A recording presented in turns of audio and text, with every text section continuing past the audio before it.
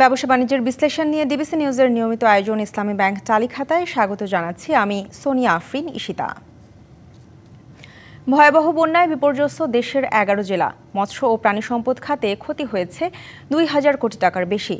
অবকাঠামোগত সহ মোট ক্ষয়ক্ষতির পরিমাণ প্রায় ১,৫৯০ কোটি ৩৬ লাখ টাকার মতো। এছাড়া ক্ষুদ্র ও মাঝারি উদ্যোক্তারাও এই বন্যায় ক্ষতিগ্রস্ত হয়েছেন। এসব নিয়েই আজকের আলোচনার বিষয় ক্ষুদ্র ও মাঝারি উদ্যোগে বন্যার অভিঘাত। আলোচনা করতে আমাদের সঙ্গে আছেন এসএমই ফাউন্ডেশনের ব্যবস্থাপনা পরিচালক আনোয়ার হোসেন চৌধুরী এবং ঢাকা বিশ্ববিদ্যালয়ের অর্থনীতি বিভাগের অধ্যাপক ডক্টর সাইমা হক বিদিশা। আপনাদের দুজনকেই স্বাগত জানাচ্ছি আমাদের আজকের অনুষ্ঠানে।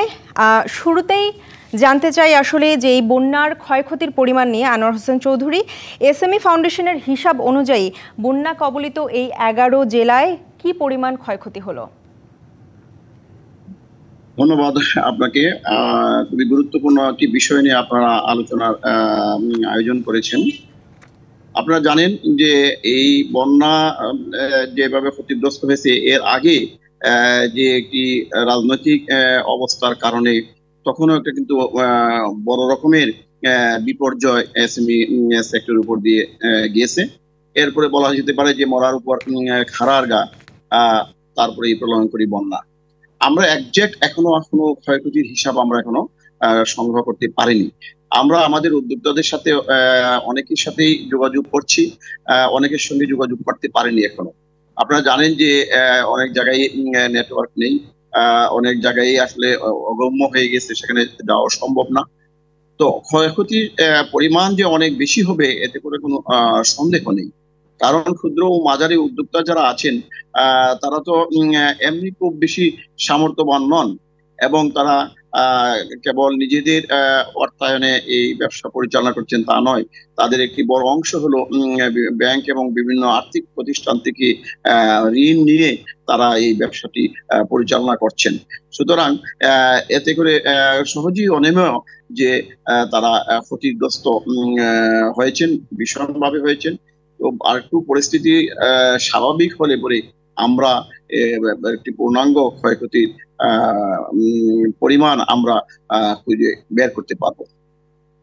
জি, অসংখ্য ধন্যবাদ আপনাকে আনোয়ার হোসেন চৌধুরী। ডক্টর সাইমা হক বিদিশা, আপনার কাছে আসতে চাই। ক্ষুদ্র খামারি এবং ছোট ছোট ব্যবসায়ী যারা এবং বিশেষ করে ক্ষুদ্র ঋণ নিয়ে যারা এতদিন চলছিলেন তাদের অবস্থা শোচনীয় এবং আনোয়ার হোসেন চৌধুরী যেমন বলছিলেন যে ক্ষতির পরিমাণ যে বেশি হবে সেটাই আসলে মানে বলা যায়। এবং আপনার কাছে কি মনে হয় যে তাদের জন্য সরকারের এই মুহূর্তে করণীয় কি? আচ্ছা, প্রথম বিষয় হচ্ছে যে একটু আগে অন্য বক্তা তিনি যে কথাটি বললেন আমি অবশ্যই একমত। যে প্রথম কথাটি হচ্ছে যে এখনো কিন্তু বন্যা কিন্তু একেবারে শেষ হয়ে যায়নি। হ্যাঁ, সুতরাং বন্যা কবলিত অনেক এলাকা আছে, কিছু কিছু এলাকার পানি নামছে, কিছু কিছু এলাকা কিন্তু এখনো পানি রয়েছে। সুতরাং ক্ষয়ক্ষতির একটা অ্যাপ্রক্সিমেশন, একটা এস্টিমেশন হয়তো করা যায়, কিন্তু সেটা প্রকৃত ক্ষয়ক্ষতি আমি যেটা আশঙ্কা করছি তার চেয়ে আরো অনেক বেশি হবে। সুতরাং এটা প্রথম বিষয় সবাদের জানা দরকার।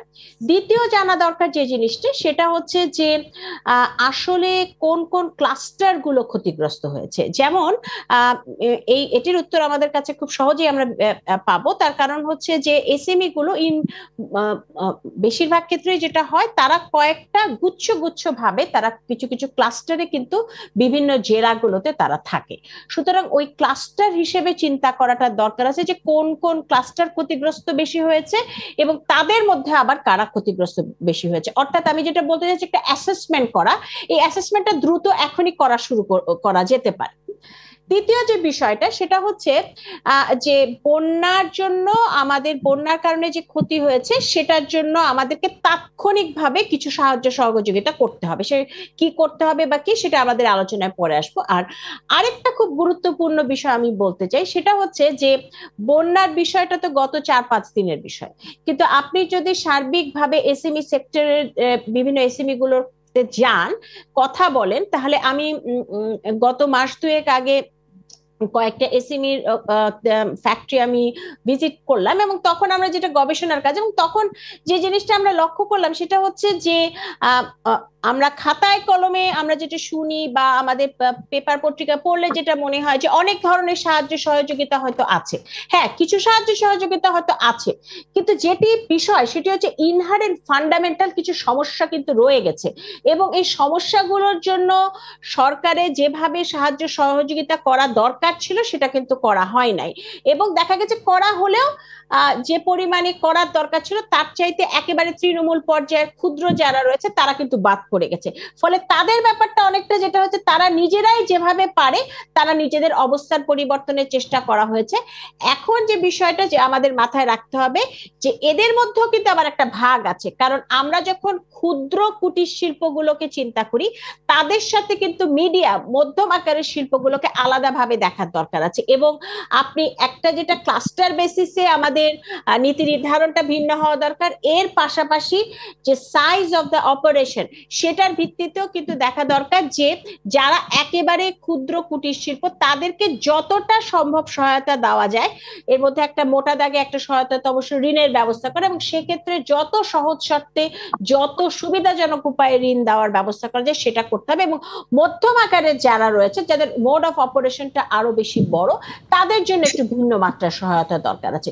সুতরাং সার্বিকভাবে একটা অ্যাসেসমেন্ট, এটা হচ্ছে প্রথম কাজ, কোন খাতগুলো বেশি ক্ষতিগ্রস্ত হয়েছে তাদেরকে চিহ্নিত করা, এবং তারপরে একেবারে ক্ষুদ্র আকারের যারা রয়েছে তাদের জন্য সাহায্যের ব্যবস্থা করা, এবং চতুর্থ যে বিষয়টা যেটা একটু আগে বললাম যে সেটা হচ্ছে যে ফান্ডামেন্টাল যে সমস্যাগুলো তাদের আছে, বহু বছর ধরে যে সমস্যাগুলো দিয়ে তারা ভুগছে সেই সমস্যাগুলোতে এখন আমাদের দৃষ্টিপাত করা দরকার।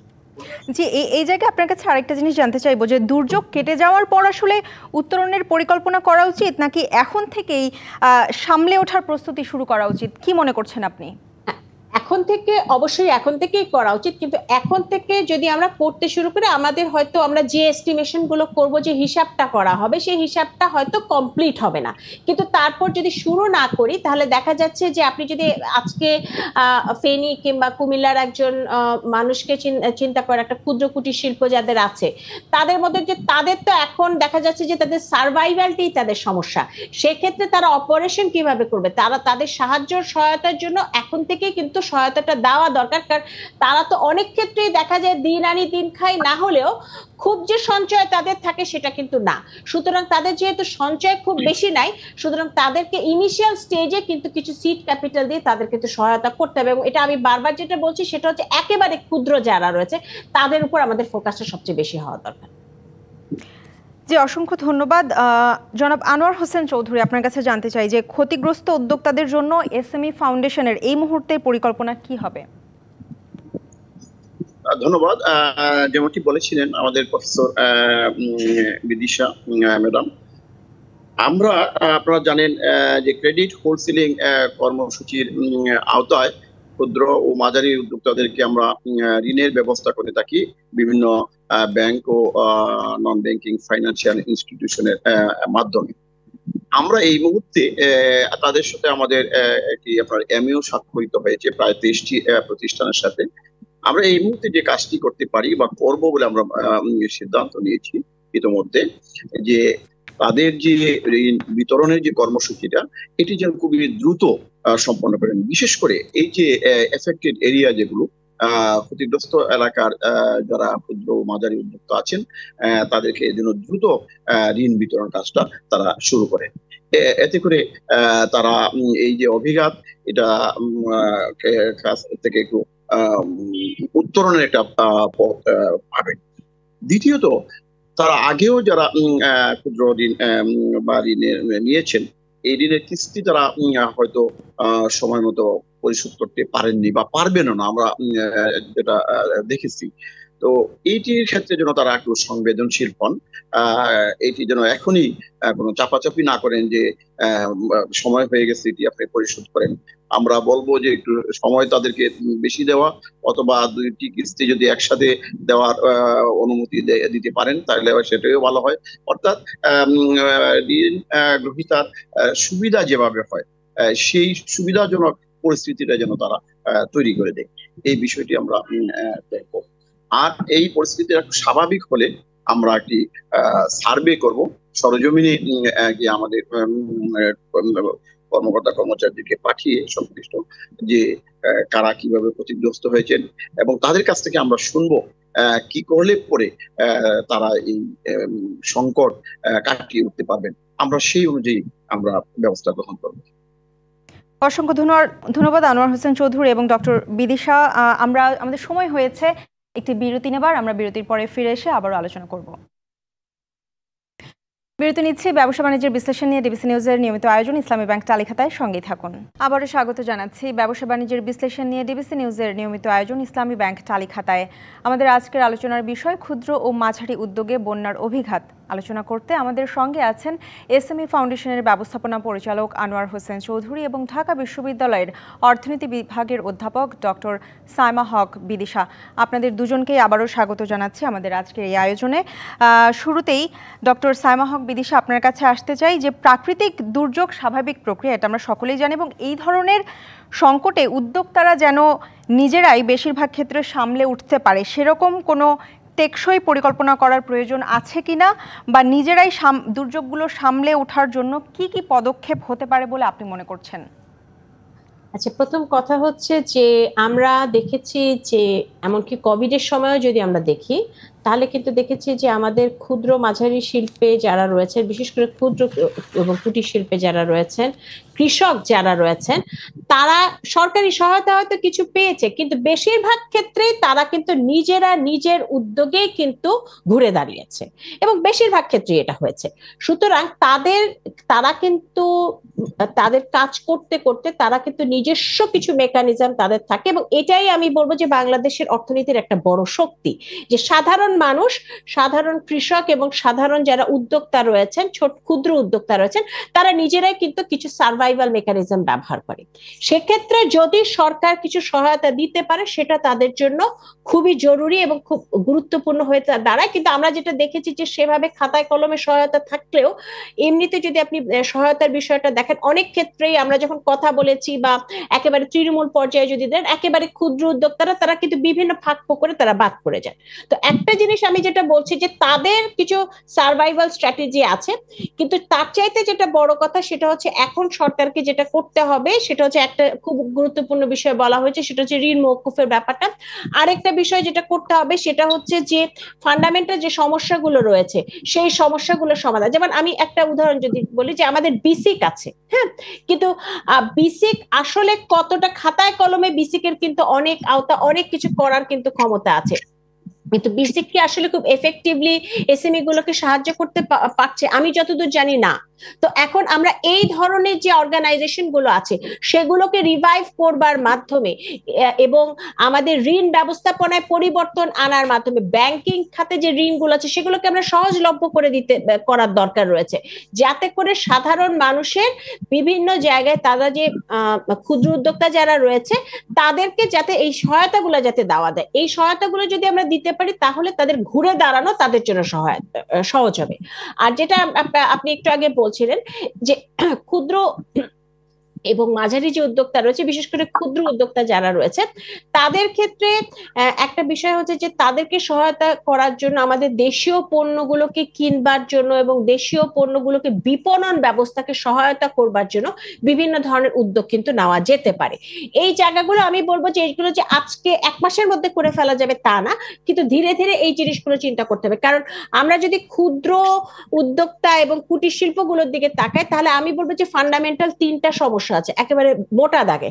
একটা হচ্ছে ঋণ, অর্থপ্রাপ্তির সমস্যা, ঋণের সমস্যা, দ্বিতীয় হচ্ছে তথ্যের অভাব, এবং তৃতীয় সেটি হচ্ছে যে মার্কেট লিঙ্কেজের অভাব।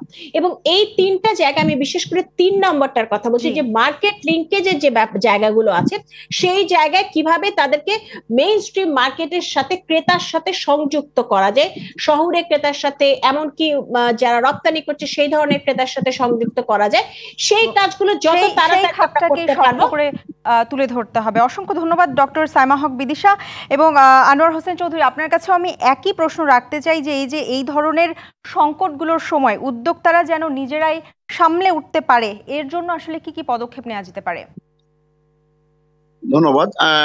আসলে আমি প্রফেসর বিদিশা ম্যাডামের সাথে সুর মিলিয়ে বলতে চাই যে তিনটি সমস্যার কথা তিনি বলেছেন।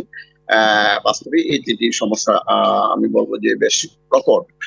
এগুলো সমাধানের জন্য আমরা কিন্তু এসএমই ফাউন্ডেশনের পক্ষ থেকে বিভিন্ন কর্মসূচি গ্রহণ করেছি, এগুলো চলমান আছে, ভবিষ্যতেও থাকবে।